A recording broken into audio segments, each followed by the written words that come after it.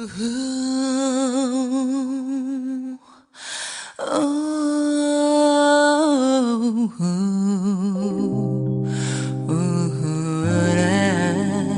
64 அதில் ஆணும் பெண்ணும் அறிந்தது எத்தனை ரகசிய கேள்விகள்.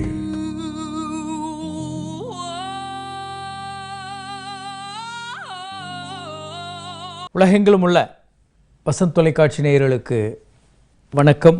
இது உங்கள் ரகசிய கேள்விகள். நம்ம நிறைய விஷயங்களை பார்த்துக்கிட்டு இருக்கோம். இப்போது 2 முக்கியமான விஷயங்களை நம்ம பார்க்க முடியுது. சமீபத்தில் என்ன டெவலப்மெண்ட்னா, ஏராளமான பேர் 2 பிரச்சனைகளோடு சேர்ந்து வர்றாங்க. ஒன்று செக்ஸ் பிரச்சனைகள், இன்னொன்று சர்க்கரை வியாதி. இந்த 2ஐயும் சேர்த்து வர்றவங்க எண்ணிக்கை மிக அதிகமாக இருக்குது. இதுவரை நாம் பார்க்காத அளவுக்கு மிக அதிகமான நபர்கள் சர்க்கரை நோயோடையும் ஆண்மை குறையோடு சேர்ந்து வர்றாங்க. இது எப்படி இந்த 2ம் சேர்ந்து வருகிறது அப்படின்றத இன்றைக்கி நம்ம பார்க்க போகிறோம். சர்க்கரை நோய் இருக்கவங்களுக்கு என்னென்னலாம் பிரச்சனைகள் வரும்? இரத்த நாளங்களில் அடைப்பு ஏற்பட்டு அவர்களுக்கு ஹார்ட் அட்டாக் வரலாம். மூளையில் ஒரு பக்கவாதம் வரலாம். மூளையில் இரத்த குழாய்கள் அடைப்பு ஏற்பட்டு பக்கவாதம் வரலாம். அதே மாதிரி ஆண்மை குறை வரலாம். கண்களில் இரத்த கசிவு ஏற்பட்டு பார்வை குருடு வரலாம். அதே மாதிரி கிட்னியில் பாதிப்பு ஏற்பட்டு கிட்னி செயலிழந்து போகலாம். நரம்புகளுக்கு போகக்கூடிய இரத்த நாளங்களில் பிரச்சனை நரம்புகள் பாதிக்கப்படலாம். இப்படி பல பிரச்சனைகள் இருக்குது. இவர்களை எப்படி நம்ம தடுக்க முடியும்? இது தடுக்க முடியும். அதுதான் இதில் இருக்க ஒரு முக்கியமான விஷயம். சர்க்கரை நோய் வரும்போது நாம் தடுக்கணும்.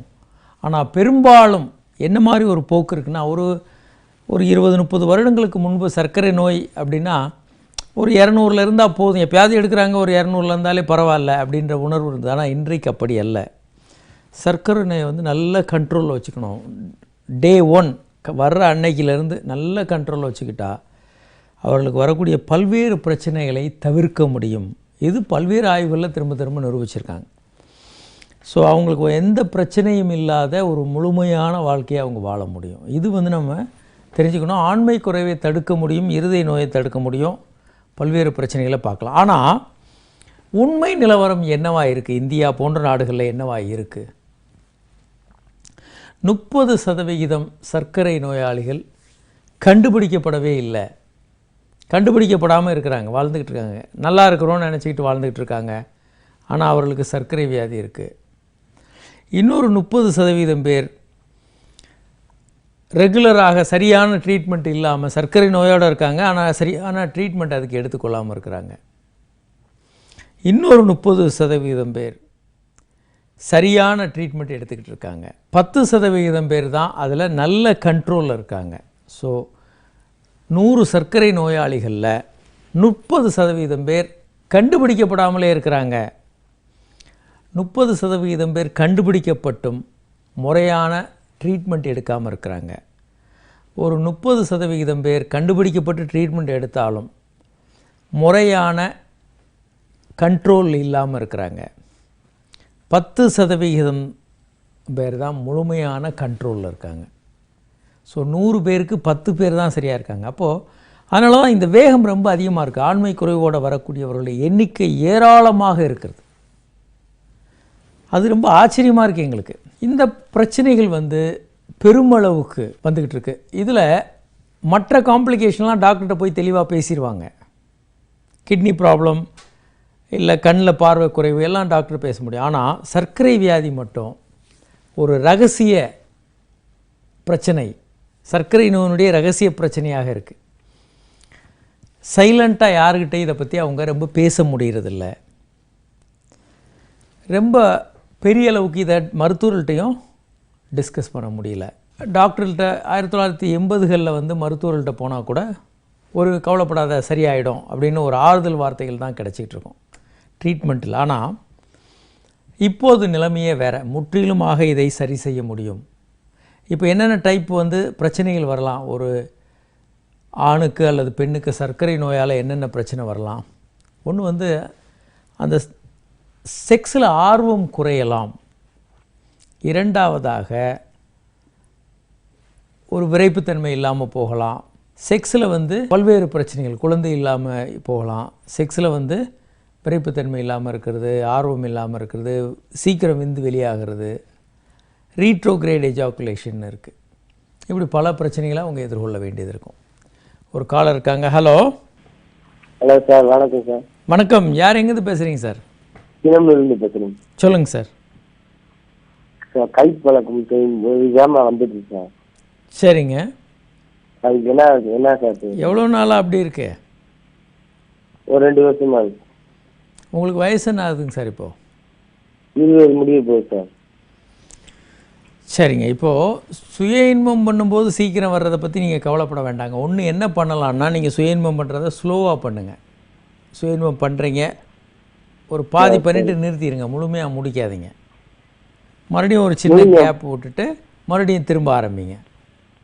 இப்போ நிறுத்தி ஆரம்பிக்கலாம். நீங்கள் சொல்லுங்கள். வாரத்துக்கு 2 வட்டம் செய்யலாம் சார். எத்தனை முறை வேணாலும் பண்ணலாங்க, அதில் தப்பு இல்லை.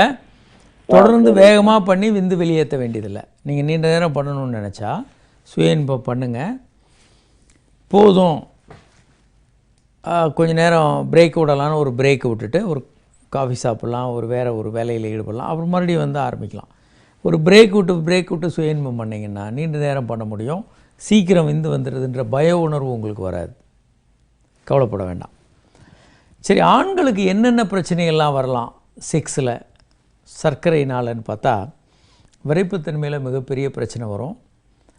விந்து வந்து வெளியே வராமல், உச்சகட்டம் உணர்வெல்லாம் இருக்கும், ஆனால் விந்து வெளியே வராமல் பின்னால் போய் சிறுநீர் பாதையில், சிறுநீர் பிளாடரில் போய் விழுந்துடும்.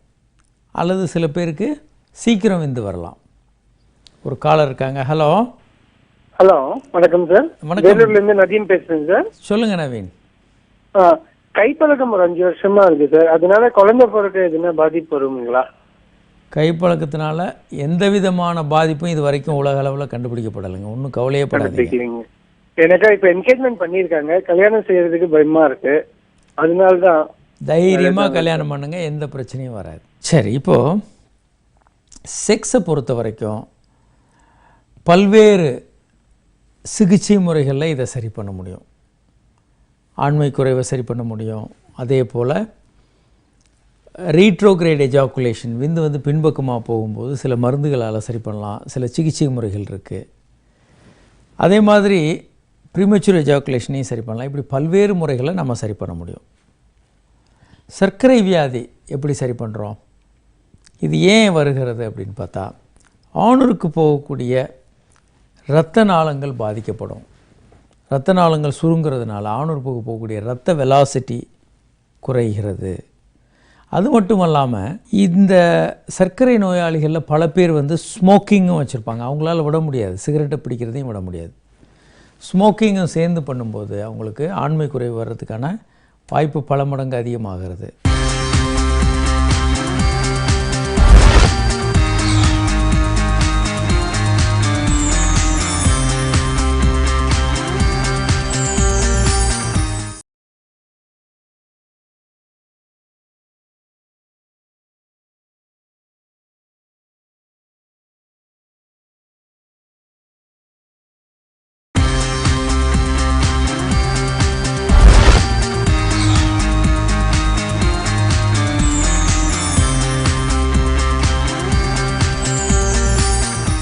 ஸோ என்னென்ன காரணங்களால் ஆண்மை குறைவு வரலாம்?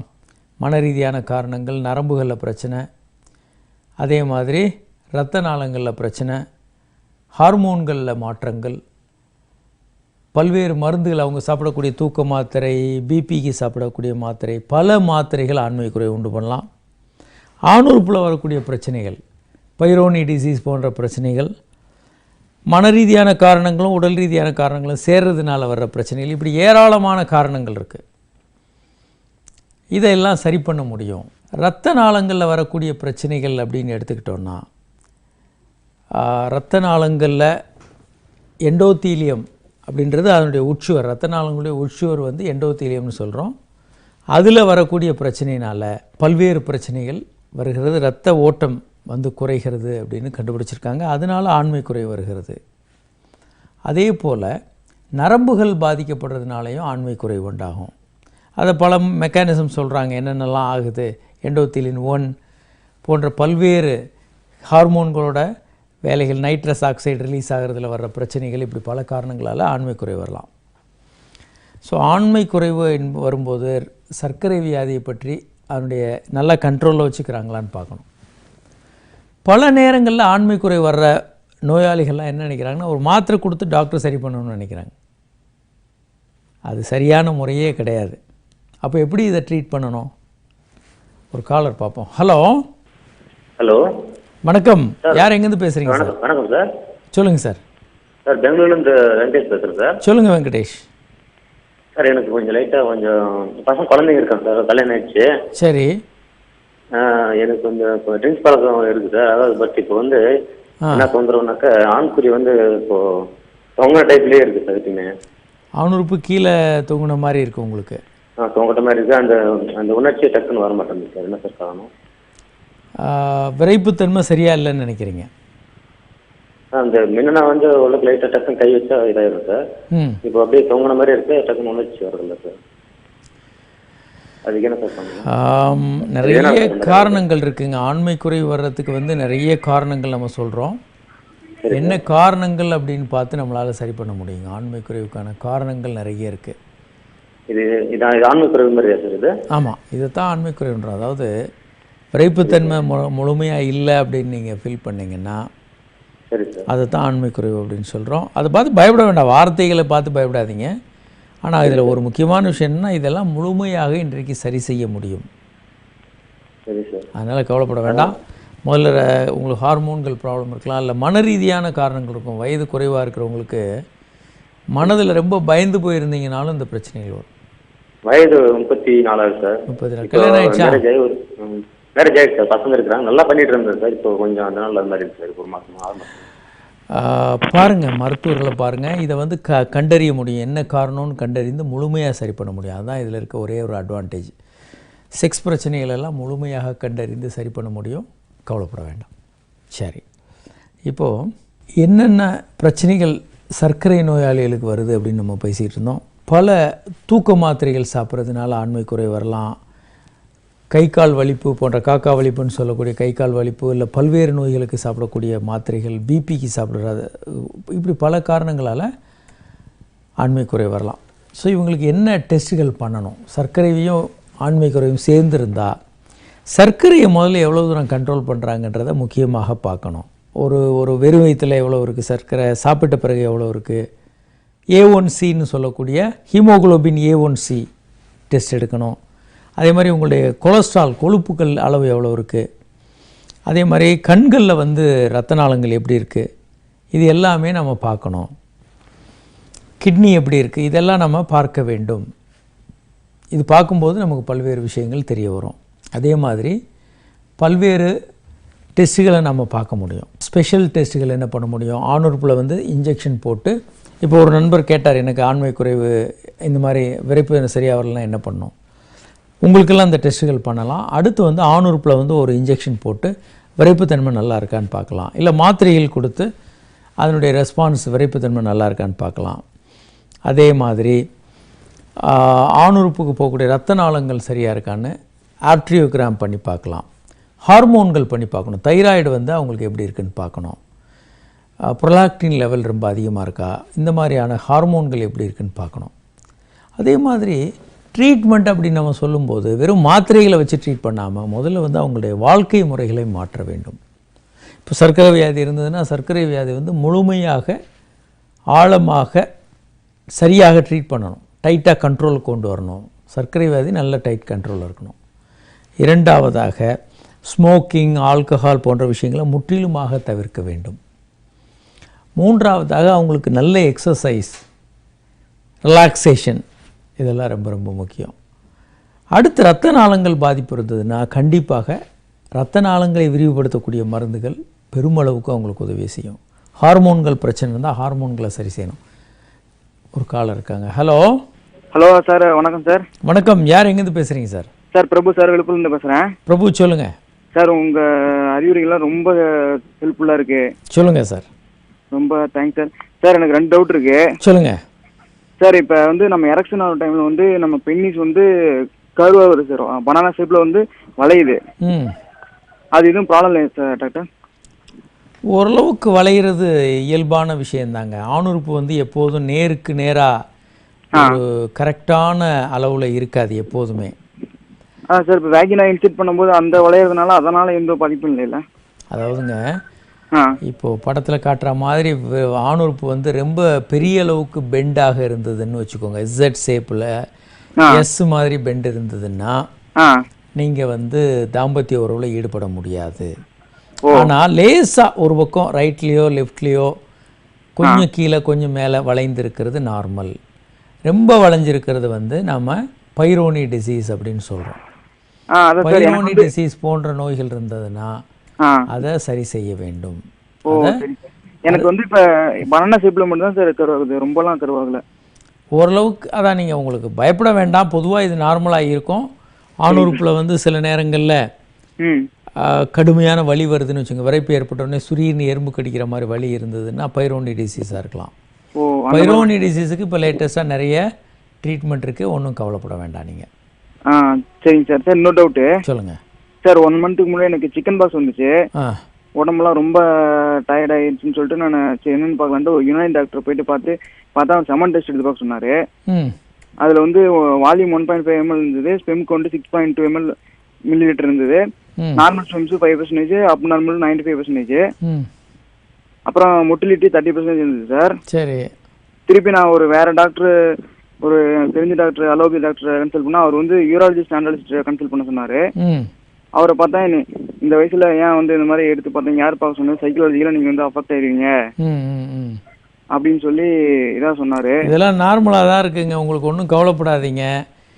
தேவையில்லாத டெஸ்ட்டுகளை எடுத்து தேவையில்லாத கவலைகளுக்குள்ளானீங்கன்னா உங்களுக்கு வாழ்க்கையே பின்னால் சிக்கலாக மாறிடும். இதெல்லாம் தேவையே இல்லை, நீங்கள் கவலையே பட வேண்டாம். சரிங்க சார். நல்லா எக்ஸசைஸ் ரெகுலராக வச்சு பண்ணுங்கள். சரிங்க. நல்ல ஆரோக்கியமான சிந்தனைகள், ஆரோக்கியமாக ரிலாக்ஸ் பண்ணி நல்லா வச்சுக்கோங்க. திருமணம் பண்ணுங்கள், செக்ஸ் பண்ணுங்கள். 1 வருடம் தாம்பத்திய உறவு பண்ணியும் குழந்தை இல்லைன்னா தான் நீங்கள் டெஸ்ட்டுகள்லாம் எடுக்கணும். சரிங்க சார். அதான் சார் 3 months கழிச்சு அவர் வந்து விட்டமின் டேப்லெட்ஸு, இந்த ஜிங்க் டேப்லெட்லாம் கொடுத்தாரு, பேட்டர்னியா அரிகோனியா. ஒரு 3 months கழிச்சு வேணா உங்கள் சாட்டிஸ்ஃபேக்ஷனுக்கு எடுத்து பார்த்துங்க அப்படின்னாரு. சரி. அதை எடுத்து பார்க்கலாமா சார்? ஒன்றும் வேண்டாங்க, நீங்கள் எல்லாத்தையும் விட்டுட்டு சரிங்க நீங்கள் வாட்டுக்கு கல்யாணம் வரைக்கும் சும்மா இருங்க. கல்யாணத்துக்கு அப்புறம் 1 yearல கன்சீவ் ஆகலைன்னா நீங்களும் உங்கள் மனைவியும் சேர்ந்து ஒரு குழந்தையின்மை சிகிச்சை மையம் போய் முழுமையான ட்ரீட்மெண்ட் எடுத்துக்கங்க. சரிங்க சார். ஸ்டெம்ஸ் வந்து நார்மல் தானே சார்? இது மாதிரி ஏறுறதும் வந்து இயல்பானது. சரிங்க சார். கவலைப்பட வேண்டாம். சரிங்க சார். வணக்கம். வணக்கம்.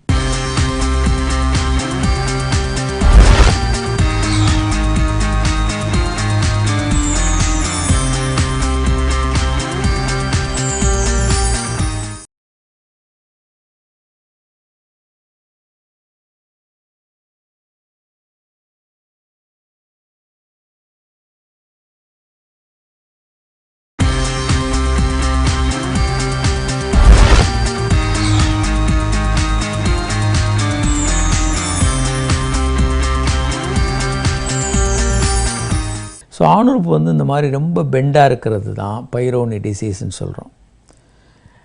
நார்மலாக ஸ்லைட்டாக ஒரு பக்கம் வளைஞ்சிருக்கிறது வந்து பைரோனி டிசீஸ் இல்லை, அல்லது ஒரு நோய் அல்ல. ஆனால் இது வந்து பல பேருக்கு வந்து இது வந்து உள்ள ஒரு பிளாக் இருக்கும், அதை வந்து ஆப்ரேட் பண்ணி எடுக்க முடியும். அதை ஆப்ரேட் பண்ணுறது தான் நம்ம பார்க்குறோம்.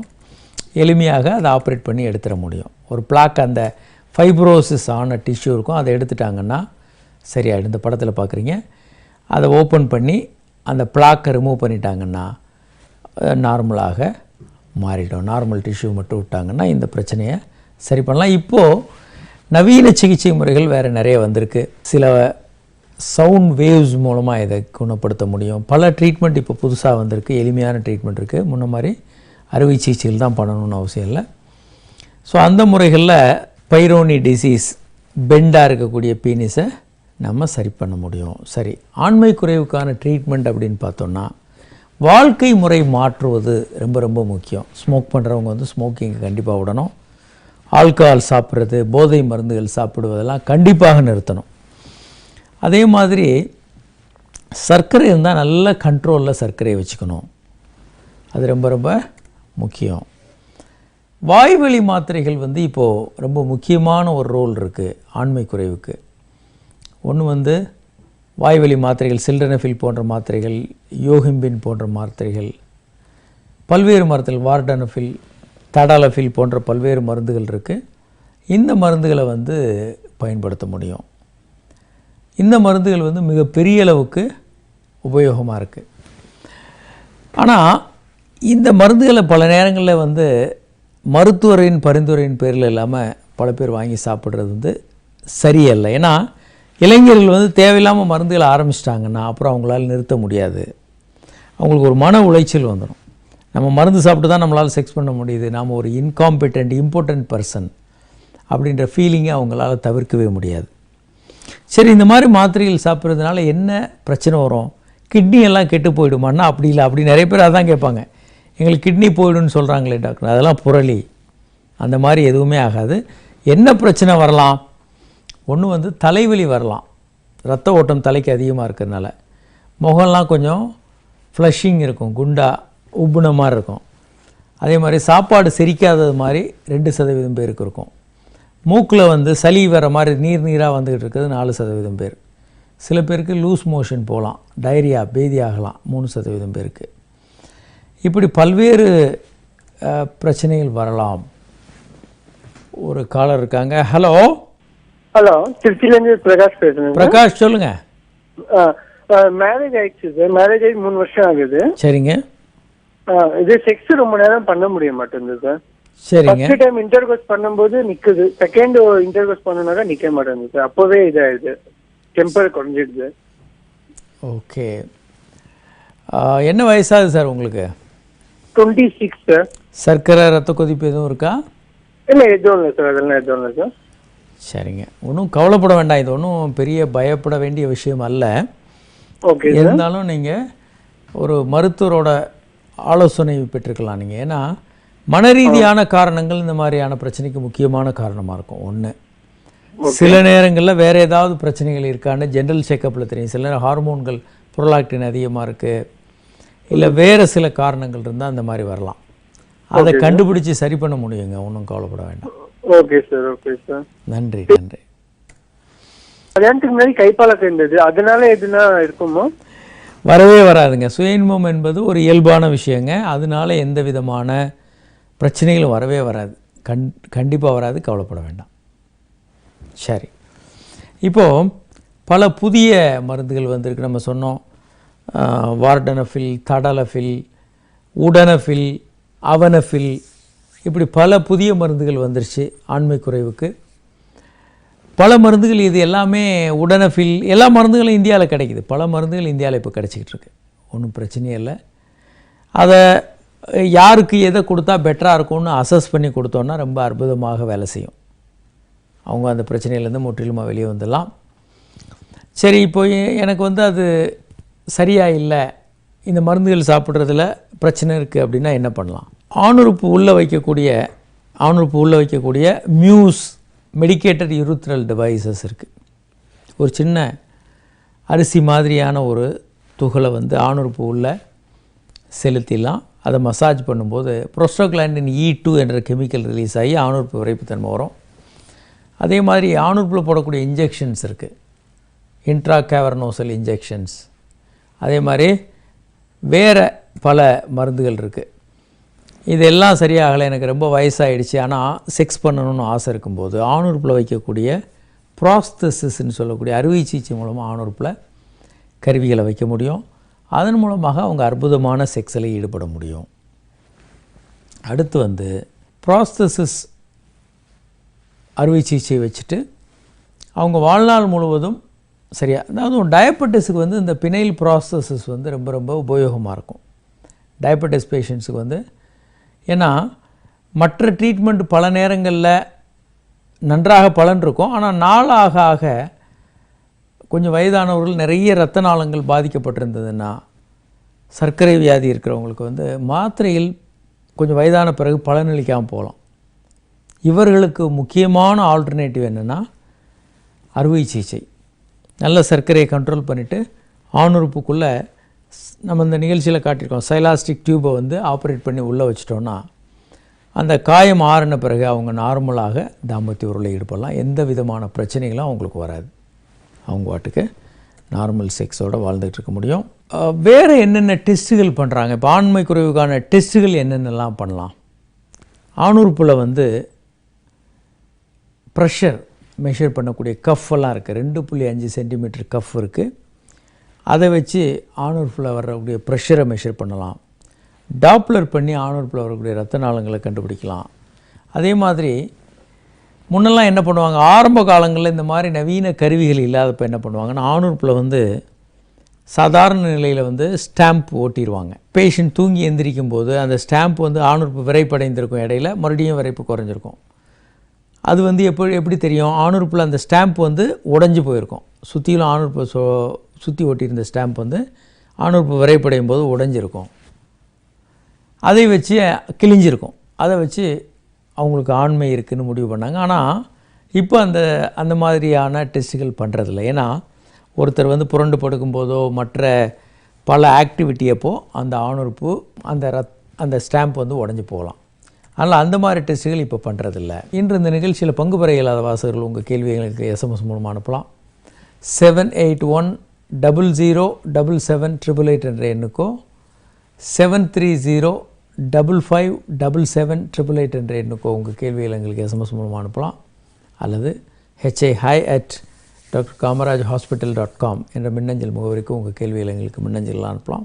இந்த நிகழ்ச்சியை தொடர்ந்து ஆன்லைனில் பார்க்குறதுக்கு ரகசிய கேள்விகள்னு யூடியூப்பில் சர்ச் பண்ணி தொடர்ந்து நிகழ்ச்சி பார்க்கலாம். மீண்டும் நாளை சந்திப்போம். வணக்கம்.